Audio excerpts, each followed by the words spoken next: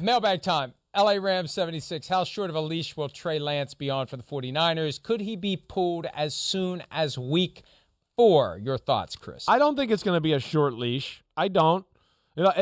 I'll say this. If they get to week 4, right, and they got they're better than the first 3 teams on their schedule. I got no problem saying that. But if they get through week 4 and they're 3-1 and Trey Lance isn't playing very good football, I don't think it's going to be like, oh, let's yank him out of there and get. They're going to go. They know there's going to be some growing pains here and some things they got to deal with. I don't feel like it's a short leash necessarily just dependent on his play. I think it's one of those where he's going to have to play not very good, and then they're also going to have to be losing games in the process. Like if we get to week 5 and it's like, whoa, they're 1-3 or they're 2-2, then I think we're going to get into a game where if they don't beat the Panthers today and Trey Lance doesn't play good, when we go to Atlanta in week 6, we got to go with Jimmy Garoppolo and get him ready for the Chiefs-Rams stretch that we got coming in the middle of the schedule that's brutal. So, I don't know. That's the way I see it, Mike. How about you? I agree with you. And I look at that schedule, and this bolsters my thought from yesterday that they finished first in the division. I think they're 6-2 or 7-1 at the bye. Very easily can be. That's right. As long as he doesn't crap down his leg or the bed, I would agree with that. I'm with you. But then you've got Jimmy Garoppolo if he does. Right. But I would think I look at it too. That's where I think the 49ers, no matter what the quarterback play is to a degree, I'm kind of with you that they're going to be, a 1 or a 2 seed this year in the NFC. This is how I see it. I think Shanahan can cover some of those holes that Lance might, provide in his game early on. I'll say this, though. If they're anything other than 2-0 coming out of those first 2 games, because they should win those first 2 games. Right. They should win them fairly easily, given where the Bears and Seahawks currently are. If they're 1-1 or, God forbid for them, 0-2 after the first 2 weeks, I think that Sunday night game at Denver Shanahan is hot homecoming seat time. Game. Right. Hot seats, hot spot for Trey Lance, where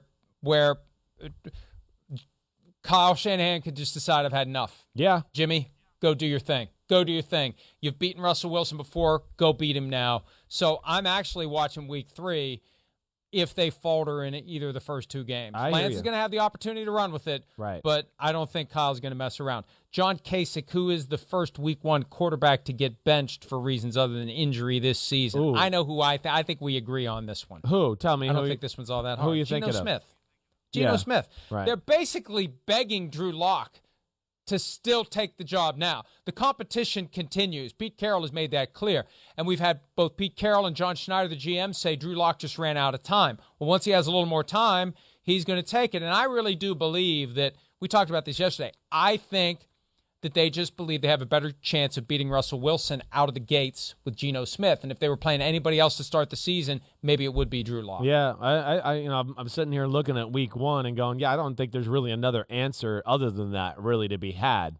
I don't even think there's one that's actually even close. I can't imagine if the Steelers go with Mitchell Trubisky that it'll be, okay, 1 week it wasn't good and we're going to pull you for Kenny Pickett. I think it'll be a little longer than that. So, yeah, I'm sorry, I'm on the wrong week here. When they play Cincinnati, I should say. So, yeah, I think you're right. I think that if I had to pick one, that's definitely the one to pick right now. Next question. A-Red Zona UK, our good friend Tom from the UK. Can Kliff Kingsbury survive another nosedive ending to the season? We've got that Kliff can't finish graphic that shows every year back to his first season as head coach at Texas Tech. The season starts good to great, ends up bad to worse. There it is. Kliff can't finish. Look, I think that here's what's amazing to me.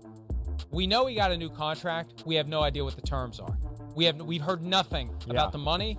We don't know anything about the guarantees. Would they construct a contract that would give them the flexibility to pull the plug on Kliff Kingsbury after this season? I wouldn't put it past them. I mean, there were the reports that Michael Bidwell, the owner of the team, was pissed off, and why shouldn't it be? They started the season great, and they fell apart again. Yeah. If they fall apart again, I think that's one of the reasons why they're doing the in-season hard knocks. A little extra pressure. Let's get this done, and let's see what these guys can do. And if they would have a repeat of what we saw last year, I think he could be in trouble, Chris. I'm with you. I think it could be big trouble. No question. I mean, yeah, falling apart, every year at the end of the season, not even being in competitive game in the playoffs. I mean, just absolutely steamrolled, where at no point in that game did we go, oh, Arizona's got a chance, or Arizona looks good. I mean, they were totally outclassed. So I'm with you in the fact that if they fall apart, don't make the playoffs, and honestly, I don't think they're going to make the playoffs. I've already put myself out there on the podcast, so I got no problem saying. I think they've lost no DeAndre Hopkins. I'm not ready to just go all in and go, oh, because they got Rondale Moore and Marquise Hollywood Brown, things are going to change. I'm not ready to do that. Losing a Chase Edmonds is a big deal. He's explosive. Jordan Hicks on the defensive side of the ball, right? Chandler Jones, Jordan Phillips on the interior part of the defensive line. There's questions at corner. I know I love Budda Baker and Byron Murphy, but other than that, there's not much else in the secondary. You need 3 or 4 other good guys. I don't see it. So they're a team I kind of expect to kind of fall off just a little bit this year. One more question from Gong Show West 1, not to be confused with Gong Show West 2. If Jacoby Brissett is able to lead the Browns to 8 or 9 wins during Deshaun Watson's suspension, are the Browns going to bench Brissett when Watson is able to play? First of all, there's no way in hell the Browns are winning 8 or 9 of the 11 games Deshaun Watson will miss. So this is an exercise in futility.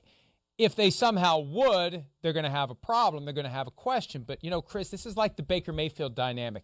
They've surrendered the reins to Deshaun Watson. He's going to fully expect to play when he comes back. I don't care if they're 11-0. He's going to expect to play. I mean, it's an interesting question. It's an interesting debate. What do they want to do? I could see them getting off to a decent start. Again, you look at their schedule, I go, well, the first 4 teams they're not going to be outclassed. But you get to weeks 5, 6, 7, 8. I know they got the bye week, and then it's Dolphins, 10, Bills, Bucks. I mean, that's a tough stretch right there. There's 5 through 12 is extremely tough. But I don't know, I'd look at it and go, man, if they're 9-3 somehow, some miraculous way like that, I mean, I don't think that's going to happen either. I'm with you. But if they did, I'd probably stay with Jacoby Brissett. I would. And just go, okay, let's ride the hot hand. Deshaun Watson can practice. We know he's going to be the starting quarterback next year. But I think that would be a tough thing to do to your team, to just throw a guy out there week 13 who hasn't played or practiced really the whole year. And now he's going to expect to be, I'll keep the playoff vibes going. That's putting Deshaun Watson in a really tough spot. And even actually making it, maybe look worse. If it doesn't play well, you're going to go, $230 million guaranteed for that. Good job, Jimmy Haslam in Cleveland. Good luck getting Deshaun Watson to sign off on sitting the bench for his first game back in a return to Houston. That puts extra pressure. It definitely does. On the Browns. Yes. Unless it's a no-brainer. If they're 5-6, 4-7, 3-8, then it's easy. If they're on the right side of 500, it becomes a tougher question, and it becomes a very delicate balance to get Deshaun Watson to sacrifice his opportunity, not just to play, but to play in Houston. Let's take a break. We'll have more PFT Live for you right after this.